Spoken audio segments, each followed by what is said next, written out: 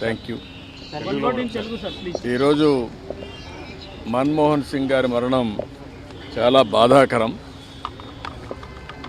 ఈరోజు మనం చూసి దేశానికే తీరని నష్టం.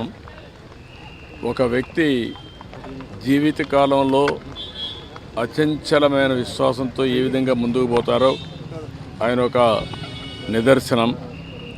ఆయన ఒక బాగా చదువుకొని కష్టపడి చదువుకున్న తర్వాత లెక్చరర్గా ప్రారంభించి రీడర్ అయి తర్వాత ప్రొఫెసర్ అయి అక్కడి నుంచి ఎకనామిక్ అడ్వైజర్గా ఎదిగి డిపార్ట్మెంట్లో ఎకనామిక్ అడ్వైజర్గా పనిచేస్తూనే ఆ తర్వాత మనం చూస్తే ఆయన ఆర్బీఐ గవర్నర్ కావడం, అదేవిధంగా డిప్యూటీ చైర్మన్ ప్లానింగ్ బోర్డు కావడం, యూజీసీ చైర్మన్ కావడం, ఇలాంటి అనేకమైనటువంటి ఉన్నతమైన పదవులు, అది పబ్లిక్ పాలసీ విషయంలో కావచ్చు, లేకుంటే ఎకనామిక్ పాలసీస్ కావచ్చు, ఇవన్నీ కూడా ఇన్వాల్వ్ అయ్యి ఫైనాన్స్ మినిస్టర్ అయ్యాడు. ఫైనాన్స్ మినిస్టర్ అయినప్పుడు ఈ దేశంలో మన కొత్త ఆర్థిక పరిస్థితి అందరూ చూశారు. ఆ రోజు మనకు కావాల్సినటువంటి ఇంపోర్ట్ చేసుకోవాలంటే ఫారిన్ ఎక్స్చేంజ్ లేని పరిస్థితిలో ఎకనామిక్ రిఫార్మ్స్ తీసుకొచ్చారు. ఒక దిశ నిర్దేశించారు. అదే కాకుండా దేశానికి దూరదృష్టితో ఎకనామిక్ రిఫార్మ్స్ తీసుకొచ్చి దానివల్ల ఈరోజు మనందరం మాట్లాడుకునే భారతదేశం గ్రేట్ నేషన్ అవుతుందంటే ఆ రోజు ఆయన తీసుకున్న రిఫార్మ్స్. ఆయన ప్రధానమంత్రిగా మీరు చూస్తే అతి ముఖ్యమైనటువంటి 4 పబ్లిక్ పాలసీ తీసుకొచ్చాడు.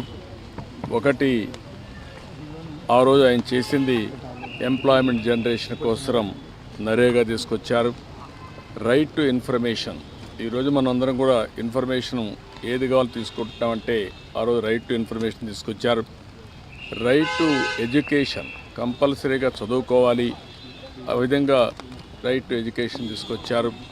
ఈరోజు యుఏఐడి కింద ఆధార్ ఏదైతే అథెంటికేషన్ ఉందో అది ఎక్కడ కూడా ఏమాత్రం కూడా ప్రభుత్వం ఖర్చు పెట్టే డబ్బుల్లో ఫ్రాడ్ లేకుండా చేయగలిగారంటే అది ఒక పెద్ద అసెట్గా చేయగలిగారు. ఇలాంటి వినూత్నమైన పాలసీలు తీసుకొచ్చిన వ్యక్తి మన్మోహన్ సింగ్ గారు. ఎవరికి కూడా ఈ గౌరవం దక్కదు.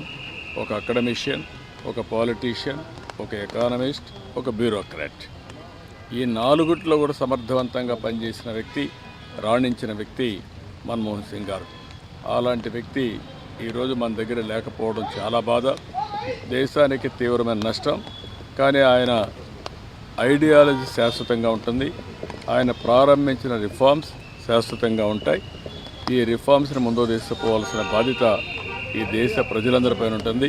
అది తీసుకుపోతామని తెలియజేసుకుంటూ అందరికీ నమస్కారం.